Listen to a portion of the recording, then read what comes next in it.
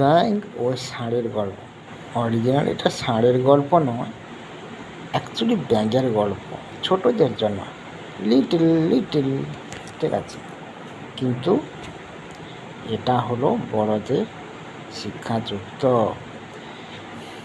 গল্পটা সেরকম যে একটি ছোট্ট ব্যাঙ, মানে ব্যাঙের ছোট্ট ছানা, এখন ঘুরতে ঘুরতে যখন একটা ষাঁড়কে দেখতে পেল। ষাঁড় বিশাল বড় মাঠে ঘাস খাচ্ছে, মানে চড়ে বেড়াচ্ছে আর কি। ষাঁড় তো দেখেছে বিশাল বড়, সে তো দেখে অবাক, বাবাই কত বড় জিনিস। সে তো দেখে এবারে নামটাও জিজ্ঞেস করেছে কিনা ষাঁড়। ষাঁড় এবারে সে তো এবারে আবার চলে এলো ঘরে, বলে মা আজকে বিশাল একটা জন্তু দেখেছি। কি কি জন্তু? সে বিশাল বড়, সেটার নাম ষাঁড়। ষাঁড় ষাঁড় সে আবার কত বড় জিনিস? বলে এই দেখ, আমি দেখাচ্ছি কত বড়। এই বলে ব্যাঙ তো পেট ফোলাতে লাগলো, মানে তার সর্বাঙ্গটা ফোলাতে লাগলো। এটা হয়নি তোমার, সে আরো বিশাল, সে আরো ফোলাতে লাগলো। বলে মা কিছুই হচ্ছে না, কিছুই হচ্ছে না। এবারে দেখ তাহলে কি হচ্ছে। এবারে দিল একবারে বড় করে জাঁক দিয়ে, যেরকম সাইকেলে পাম্প দেওয়ার মতন হচ্ছে না বলে দিয়েছে একদম খটাস। ওটিং সেরকম দিয়েছে একদম খটাস, অর্থাৎ ব্যাঙটা সম্পূর্ণ ফেটে গেল।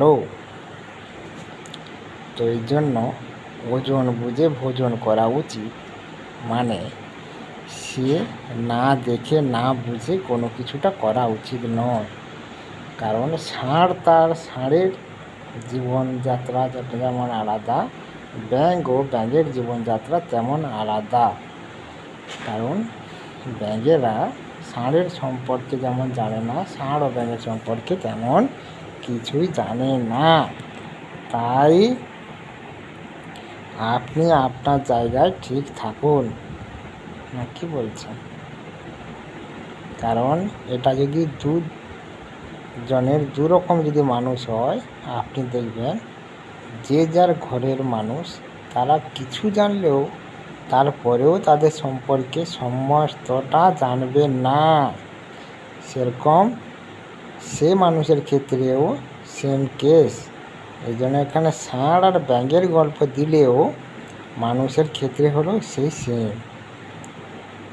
কারণ লোক দেখানো কোনোটাই ঠিকঠাক নয় বলে মনে হয়।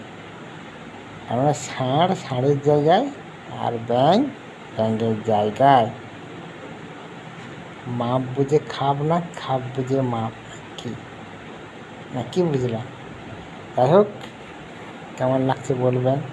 ছোট্ট বন্ধুরা, আমার সঙ্গে আমার যারা সাবস্ক্রাইবার আছে তারাও দেখবেন, লাইক কমেন্টও করবেন কেমন লাগছে।